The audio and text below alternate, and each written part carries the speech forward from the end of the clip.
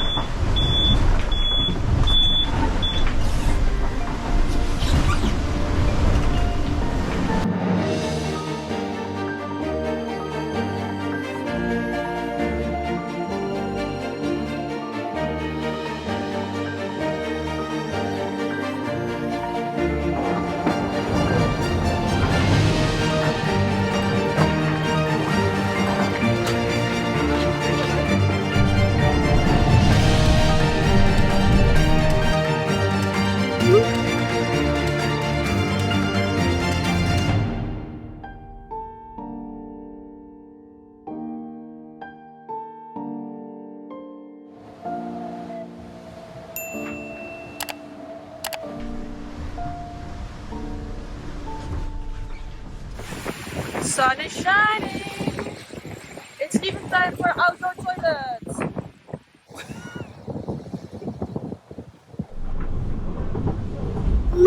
Hey, money shot! Money shot! Money shot! Money shot!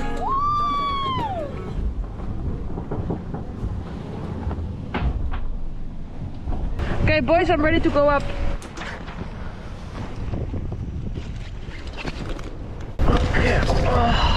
Oh, I forgot how nice this feeling is. Half a meter, slow down, and hold there. I'm on the top. Okay.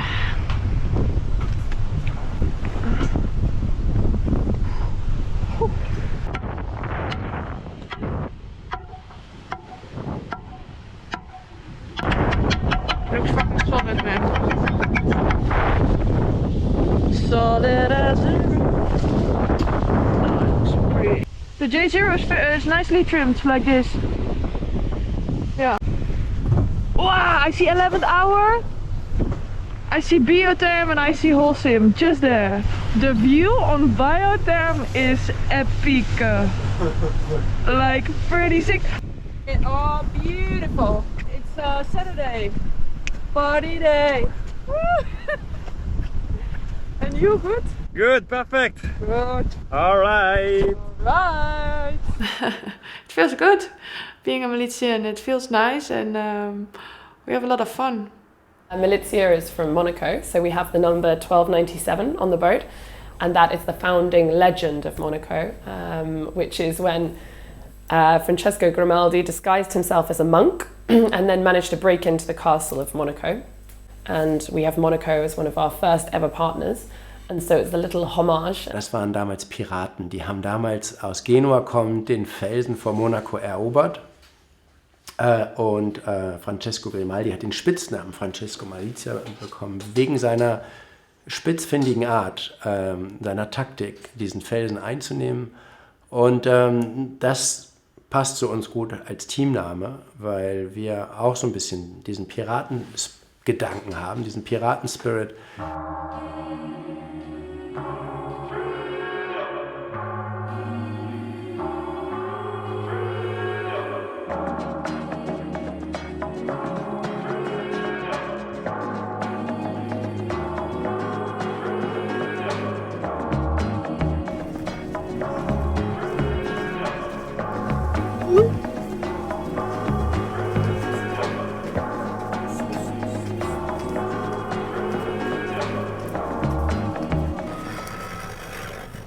Yeah, I mean, we're together, I guess. Although we're part of the same team as well, we're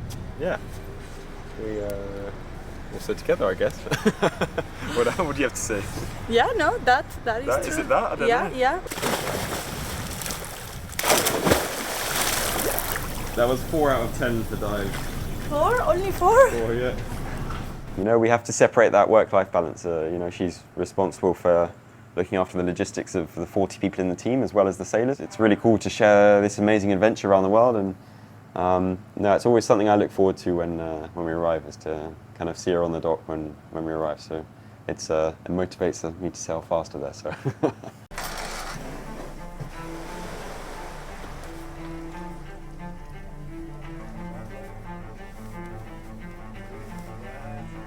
Yeah, my weird imbalance.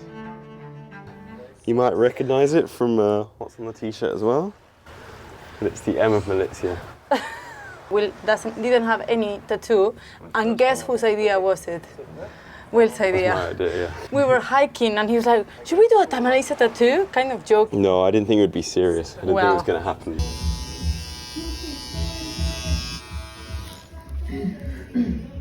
Now we're here and we have matching tattoos on our ankle. Like a cult. No, it is like a family, I think. Not a cult, but it doesn't feel like a job or something. You know, this is my life. This team is my life. I give everything to it, and I love them. Yeah, it's not really just about a sports team or something. I wouldn't get a sports team tattooed on me, but it's more about remembering these times together, you know. We want to try and do more and work differently, I think, and show what you can do when you have a lot of passion and energy. Yeah, it's actually for Mum. M for mum. M for Mum, W for Will, M for Malizia as well. We want to be different. We want to have fun, but we want to win at the same time.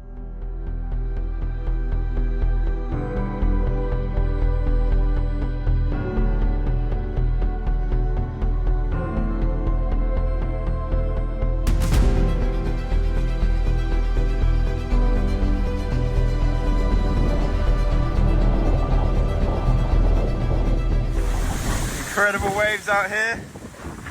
We're flying down them in 30 to 40 knots of wind.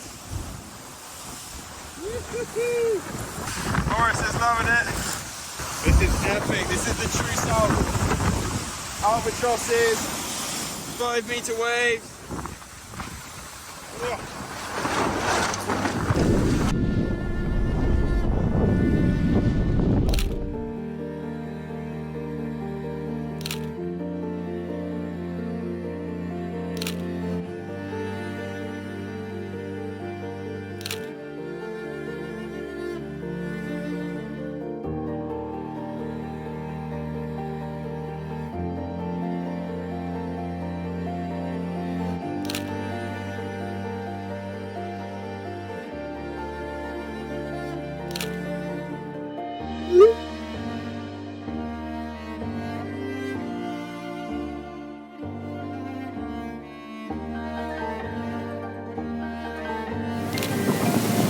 Dive now.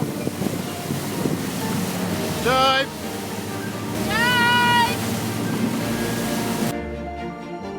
Will Harris Benjamin de la Costa Britannique. So what's inspired you to go into solo sailing? It looks like such an amazing challenge and adventure to race these boats.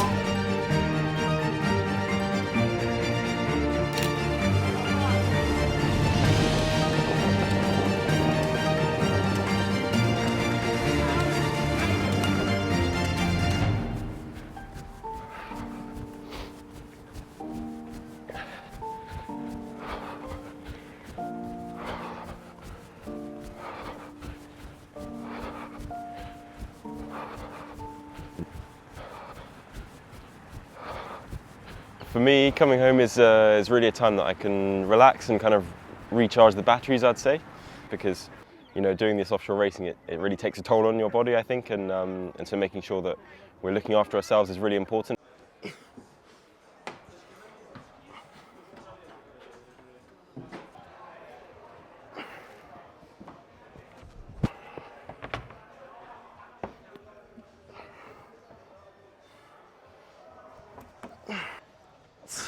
Oh yeah.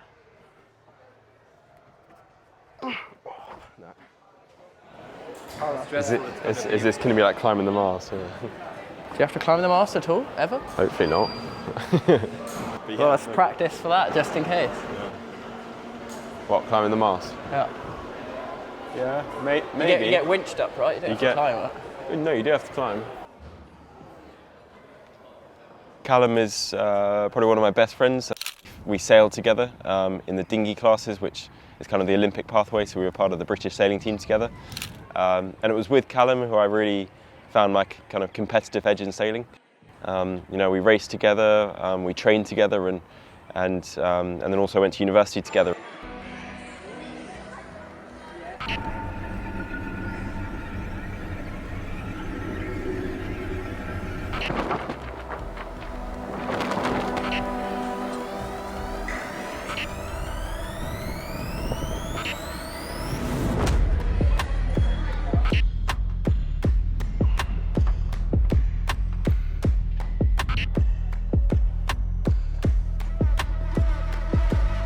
Sailing around the world has been Will's dream for as long as I've known him. And as his friend, I'm sort of proud to see him realising his dream. I know personally, I think it's a bit crazy, but I think all of the sailors have to have a bit of a screw loose to want to spend 40 days in the Southern Ocean. I'm pretty sure that the living space is that square on the floor there that you're stood in. Yeah.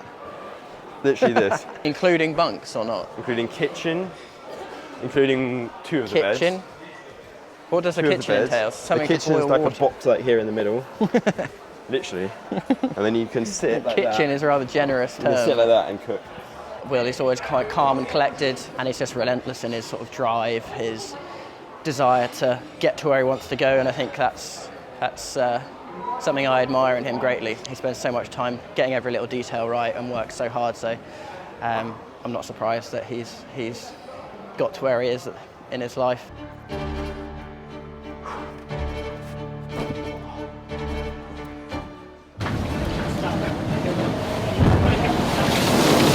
We've made a second fastnet race. Each day about 2 days. And we are just, if you look on this, you can see we've got a big front approaching us.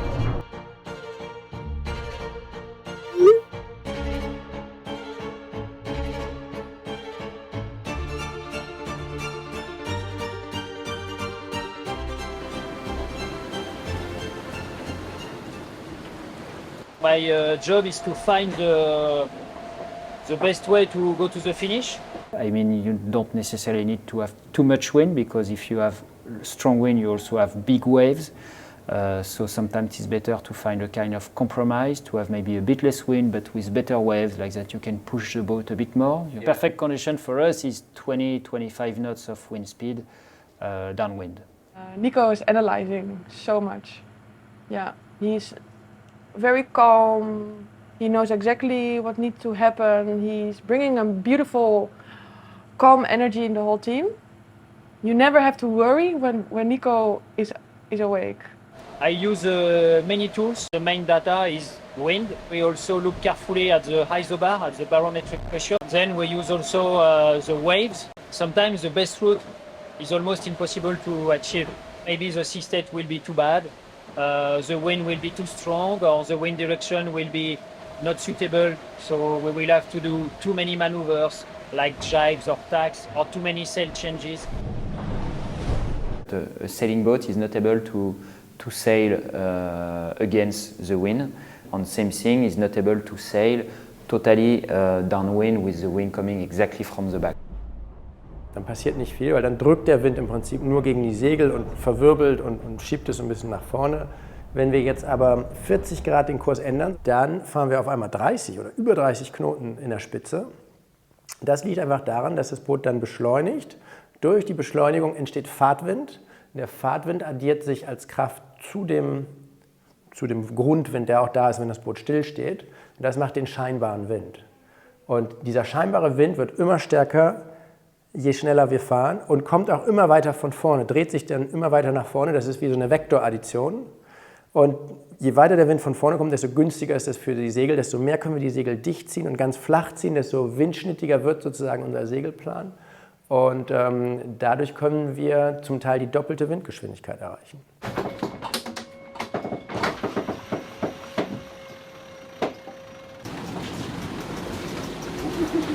Do you really feel in the Southern Ocean today? Oh yeah, now here like the elevator, you're like 10 meters up. Then you're down and slow and then up. It's like the breath of the ocean. Surfing the globe.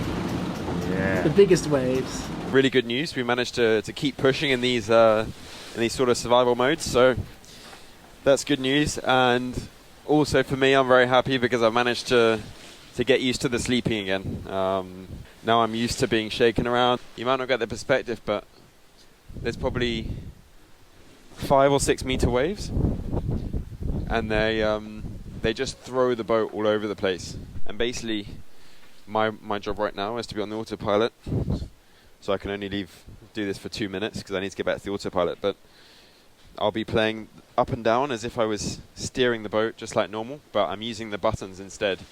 And that's basically allowing me to surf the waves and gain maximum speed, but while also staying in control. There's a few times in the bunk where you literally feel like the boat is about to explode or completely wipe out in a wave, and then once you're on watch, you realize that it's actually just really good fun to be to be surfing down the waves, going full speed, and in fact we're fully in control.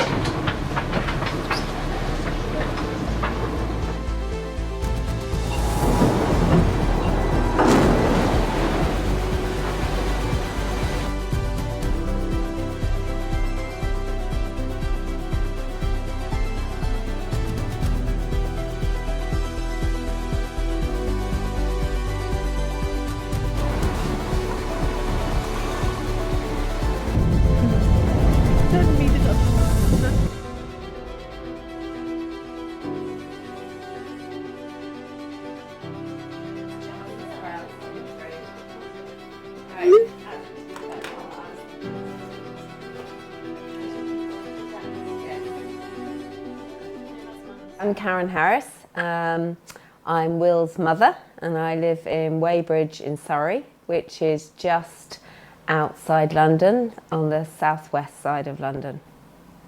I'm Tom Harris. I'm Will's father. Sorry, this is Cape Town here, South Africa. This is South America and Brazil, and then this is New Zealand. And so, like, the shortest route would be to go straight, basically through Antarctica, and there. They're basically pointing at each other.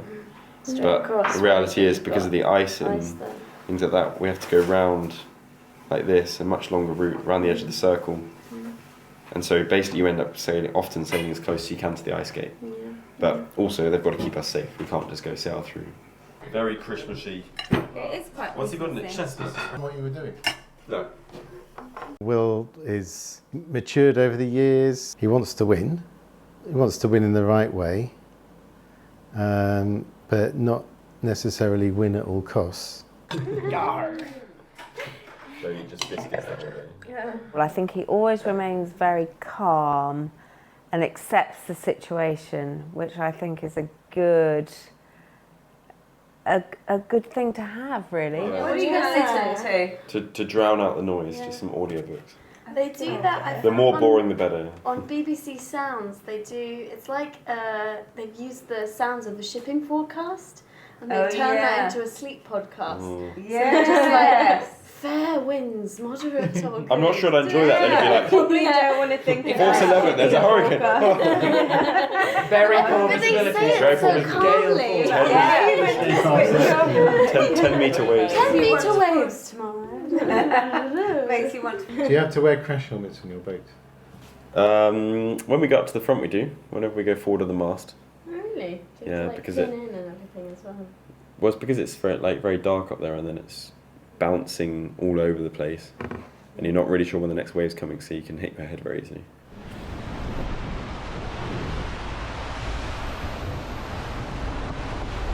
Okay. Whoa.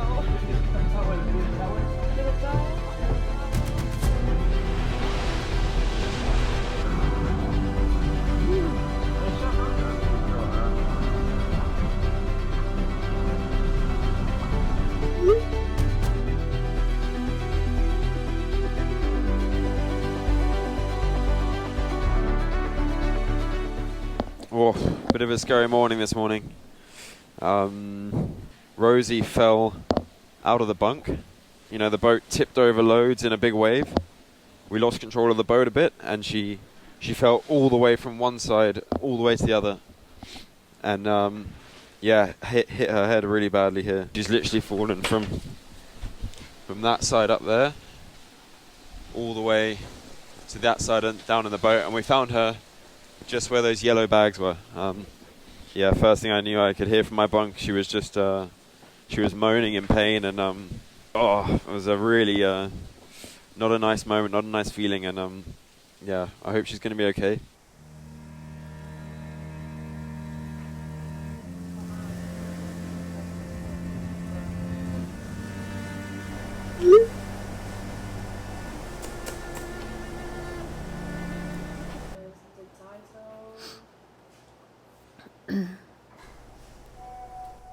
That's Rosie.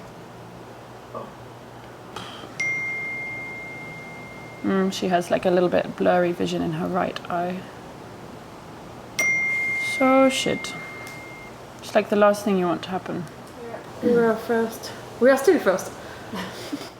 I know, but now she can't enjoy it as much, you know? That's the shit thing, like... At least she's still got a bit of her rosy smile, you know? She told me she looks like a pirate, so I sent her this to try and cheer her up. Make her smile. It's super shit.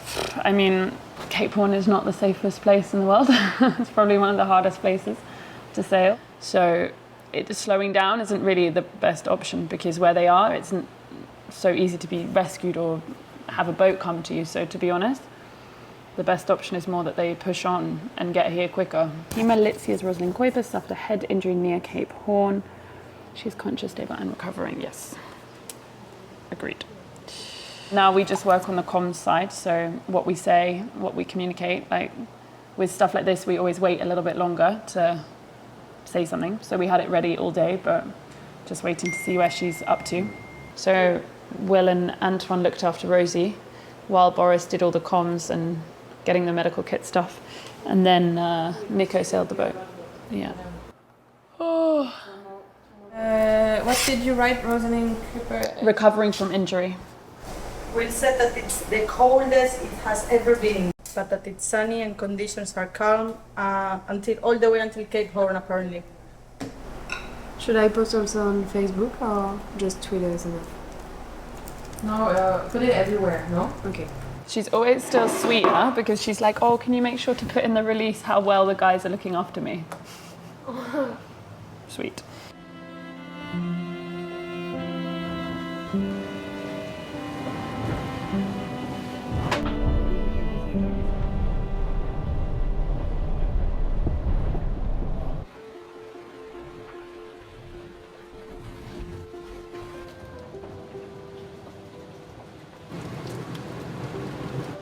And you kind of wanted to go to sleep pretty quickly while we were still bandaging this up, so we were trying to ask you things about home and oh yeah, I remember. And where are you? At first you told us we were in Cape Town, and I was like, try one more time. I think you just and then you got it right. So I was like, she's fine.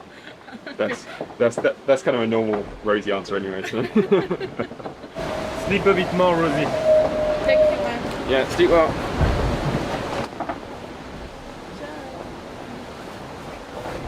The wind was 50 knots, 55 knots of breeze, and sea state horrendous. And in my bunk it was slamming so much. Oh, it went like a brain shake. And then I saw Will.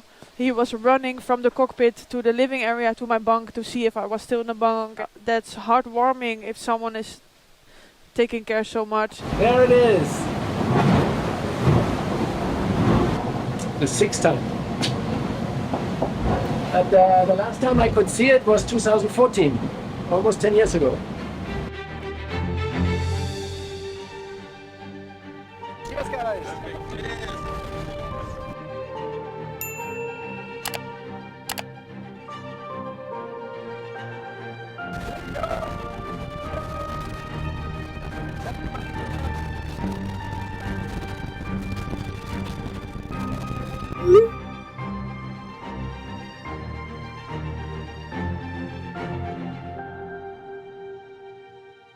Valencia, first to Cape Horn! Yay! And for Will and Nico, Antoine and myself, it's the first time, and it's about the future. You will be here soon again. For me, rounding the horn, it was not just only rounding a rock. For me, it was standing for the 8 years that I worked my ass off to come where I am, waking up every day with a goal and try to become better and a better sailor. Antoine took a picture of me and I was laughing, but I was crying and you could see it in my eyes. I had the tears. We were leading the pack with the best crew ever, with the best boat ever, and I felt so lucky. Even I had a concussion and even I felt very sick at that moment. I was very proud and happy to be there.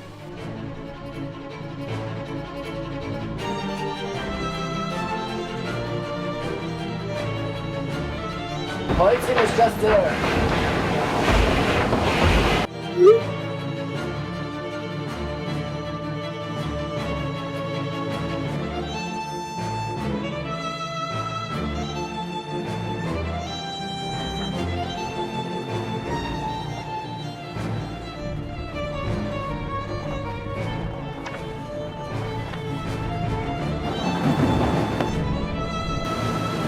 This is the final push.